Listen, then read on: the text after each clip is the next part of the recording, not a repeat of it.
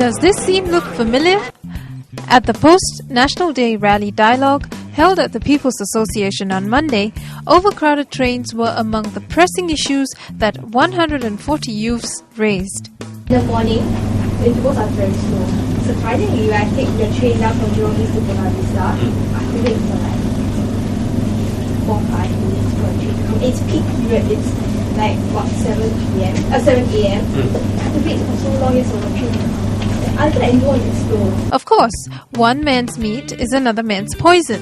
One participant said that despite the problems Singapore faces, Singaporeans are much better off than their counterparts elsewhere.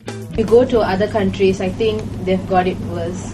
So I think Singaporeans should be a little bit more patient, and you can't get it. Peak hours is meant to be crowded, so just don't be so Member of Parliament Michael Palmer also gave his take on the issue. First of all,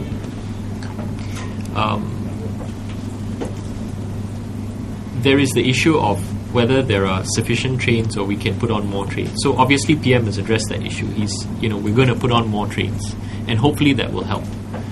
But and more lines are going to be built. But of course, the infrastructure developments will take time, and so that's not going to. So to a certain extent, it might actually get worse before it gets better, because your infrastructure developments will take time, but your numbers will keep growing and the people taking public transport will keep growing.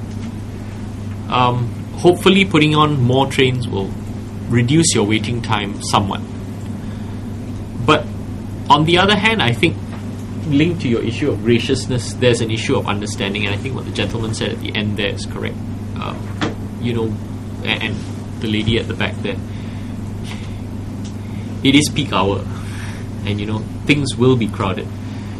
And I guess in Singapore sometimes we tend to be a bit spoiled.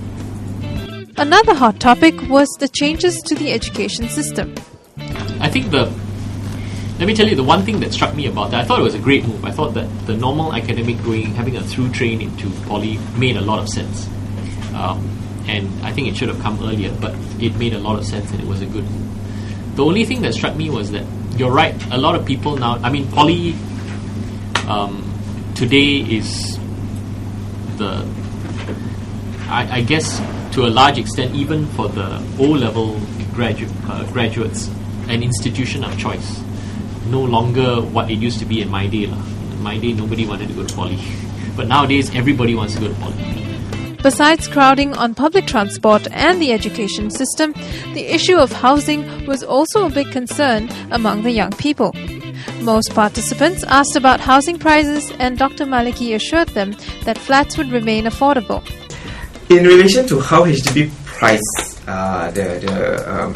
their flats, basically it's market minus. Basically they look at the market value of the resale market, equivalent resale market, and then they say, for example, in a location, a 3-room flat is valued at $200,000. The market value is $200,000. HDB will then sell the 3-room flat at say $160,000 to $160,000. It's based on the market value.